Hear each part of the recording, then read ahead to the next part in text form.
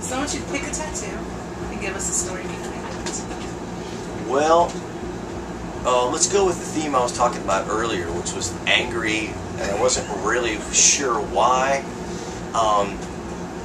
When I graduated high school, I weighed 135 pounds, and I actually joined the, like, you know, you can gym class, you can have like a specialty, so I did weightlifting, and it did nothing, like zero. I got zero muscles out of it. I was like, oh, this is terrible. Like, God just said, you're going to be a little dude. It's fine. This is the way it goes. But I was not happy with that outcome. So I had to talk to God, and I said, listen, I know this is where you want me to be, but I'm not sure your vision and my vision are running right.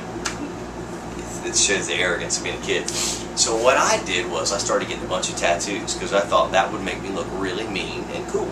And besides, Ozzy and Iron Maiden had it, so if they could have it, you know, it made them look cool and mean to me. So when I was in Grand Rapids, Michigan, in '95, we were on tour with a band called Machine Head, and I went with a couple of the guys in Machine Head to a local tattoo parlor who the guys there were fans of the bands, so they give us some free tattoos. Like, yeah, all right. So I decided in my infinite wisdom that I would get a tattoo that says Route 666 on my forearm, so that every time that I play guitar, that everyone will be able to see how evil I am. And you know, the only reason I've never changed that tattoo is because it's a reminder of what being foolish is. Because when it comes down to it, that's not in my personality at all. You know, like the tough, mean guy. It's just, when I'm on stage, I become a different character. So for me, like but it's never like, it's always, I've always been attracted to more to the Van Halen energy, crazy, that late 70s, early 80s Van Halen thing where anything could go. It was hard rock, and in moments it was really heavy, but it also had a punk rock spirit to it where it was crazy. You never knew what would happen. And that's always been how I've always felt when I get on stage. And for whatever reason, I thought, you know, I should fight that and go for the really heavy, evil thing. So that's my story of, like, when keeping it real goes wrong. I want you to pick 3 songs that would make up the soundtrack of your life. Wow. God, that's a tough one, because, you know, I could probably take 20 minutes and come up with something really clever, or I could just throw out something really quick. Well, I will tell you this, that the first record that I ever got was the Saturday Night Fever soundtrack. And to this day, I love that album.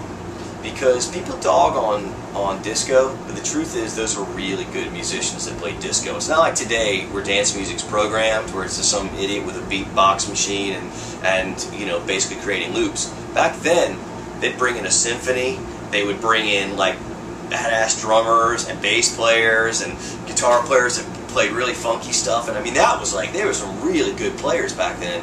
I didn't know it growing up, because to me it was just the 3 dudes singing high falsetto, you know, staying alive, you know, which I loved back then. And I went through a period where I really I can't believe I like the Bee Gees, and now I love them again, because I realized the brilliance. The same reason a lot of people listen to the Beatles when they were young, and then go through that period, oh, I can't listen to the Beatles anymore. Then later you discover how actually brilliant they really were. And so that I would have to go that the Saturday Night Fever soundtrack, maybe even specifically, you know, like Jive Talking or one of those cool, you know what I mean, You Should Be Dancing, one of those jams, just, oh, kills me still to this day when I hear them. And then I remember the first time that I heard heavy metal, not like hard rock, but heavy metal. I was in 7th grade, and a friend of mine named Bob Gallagher, I'll never forget his name, because he was like the cool kid. He was a couple years older than me, and he always got the records before the rest of us. Somehow he had like the secret connection. Like, he always knew who the new cool bands were. And I was listening to AC/DC and Ted Nugent and like Heart and Boston, Van Halen and Ozzy. But all of that, even though Ozzy really wasn't heavy metal, I was kind of like hard rock, you know, like Crazy Train, that whole era of stuff.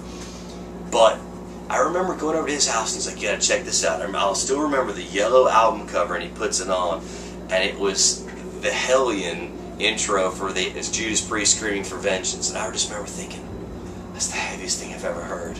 I remember just being dumbfounded and shocked at like the sound of 2 guitar players and real heavy metal, because Screaming for Vengeance the production on that is like, it's still to this day, it holds up. It's an amazing sounding record.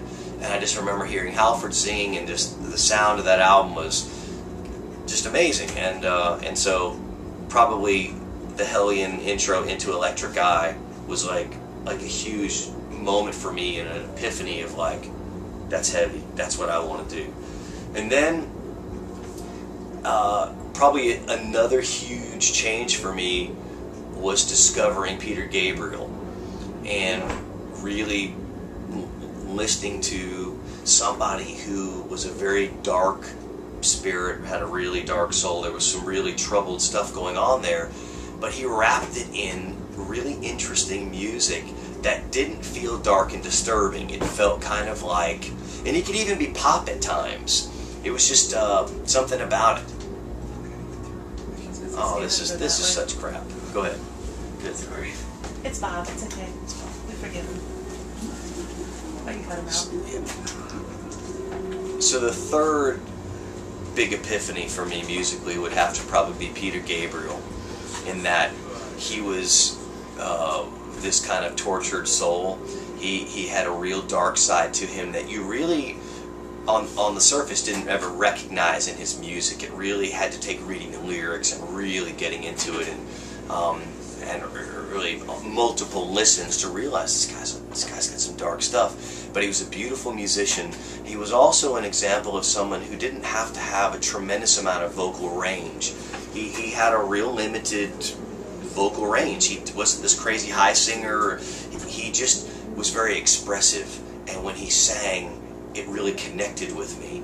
And so I've really taken him as a huge influence in writing, and realizing that subtleties mean a lot, that you don't always have to make huge big statements, that you can be very small in your musical movements, and it can sometimes be more haunting. You don't always have to hit somebody over the head with a sledgehammer. Sometimes it can be, you know what I mean? Sometimes that was a good play. Yeah, you know what I mean? That was a good play. Oh, you kind of even recognize it. You didn't even get it. Boom, boom. Oh, Thank you for you didn't tying even it. get that. I didn't even. He's talking about Peter Gabriel and says you don't have to hit him over the head with a sledgehammer. And didn't even get the fact he said that. Yeah, that's just Peter Gabriel like working through me. That was good. All right, you need to come through again, Bobby. Got a good. I do, and then I've got. I have one last question. Perfect. And then we'll do the quick message when we're done. All right. That's what he thinks about. No worries. Easy to cut at the end of that one. That was good though. That was good. That was good. I didn't even catch it either. You're brilliant. Peter Gabriel's music could help. Although I would have picked Nights on Broadway for Yankees. Yeah, big time. I love that one. Okay, so last question. It's the future. You open up the Rock and Roll Encyclopedia. What do you want to read under your name? How do you want to be remembered? Yeah, I just want it to be just my picture, and I just says, I was here, you know? Just be part of it. The thing about it is that I'm not so full of myself to think that what I do is consequential, because at the end of the day, we don't cure cancer, and we don't feed starving children.